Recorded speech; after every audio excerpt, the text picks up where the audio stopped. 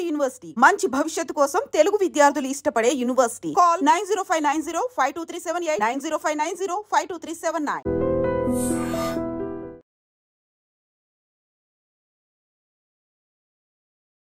9 మంది మృగాళ్లకు మరణించే వరకు జీవిత ఖైదు.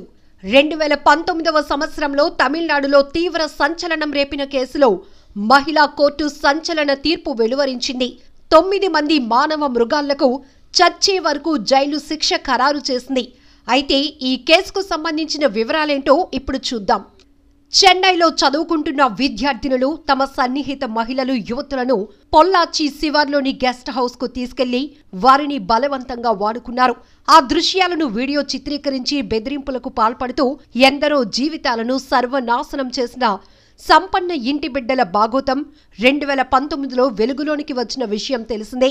ఈ కేసులో సంపన్న ఇంటి పిల్లలే కాదు, రాజకీయ నాయకుల వారసులు సైతం ఉన్నట్టుగా అప్పట్లో ఆరోపణలు ప్రచారాలు హోరెత్తాయి.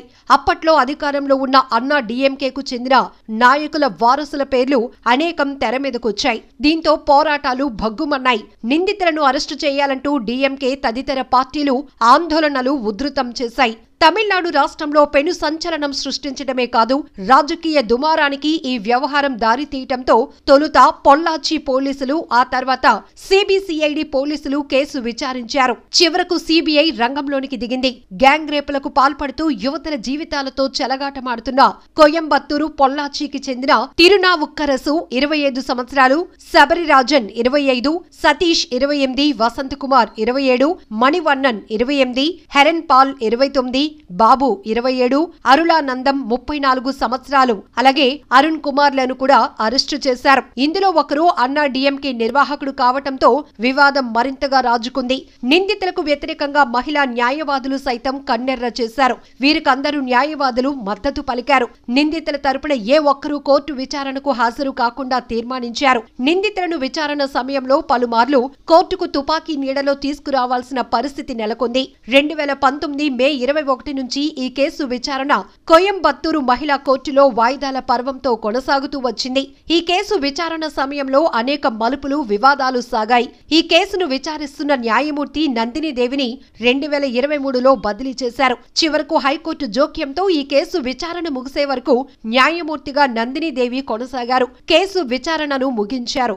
బాధితుల వాంగ్మూలం, సాక్షుల వాంగ్మూలం నమోదు చేసుకున్నారు. కేసు విచారణను ముగించిన న్యాయమూర్తి నందినీదేవి మంగళవారం తీర్పు వెలువరించారు. నిందితులకు మరణించే వరకు జైలు శిక్షని ప్రకటించారు. ఈ సమయంలో నిందితులు తీవ్ర కలవరంలో పడ్డారు. కోర్టు పరిసరాలలో భద్రతను కట్టుదిట్టం చేసి పోలీసులు అప్రమత్తంగా వ్యవహరించారు. బాధితులైన 8 మంది యువతులకు 85 లక్షలు నష్టపరిహారం అందజేయాలని ఆదేశించారు. పలు సెక్షన్ల ఆధారంగా కేసులో శబరిరాజన్కు 4 యావజ్జీవాలు, తిరునావుక్కరసర్కు 5 యావజ్జీవాలు, మణివన్నన్ కు కూడా 5 యావజ్జీవాలు, సతీష్ కు 3, వసంతకుమార్ కు 2, బాబుకి 1, అరుళానందం, అరుణ్ కుమార్, హెరెన్ పాల్లకు 3 చొప్పున యావజ్జీవ శిక్షలు విధించారు. అన్ని శిక్షలను వీరు ఏకకాలంలో అనుభవించాల్సి ఉంటుంది. తీర్పు సమయంలో కోర్టుకు వచ్చిన నిందితులు తీవ్ర ఆవేదనకు గురయ్యారు. వీరందరినీ నిఘా నీడలో కారాగారానికి తరలించారు. మృగాళ్లకు మరణించే వరకు జైలు శిక్ష అని కోర్టు తీర్పు వెలువరించడంతో మహిళా సంఘాలు,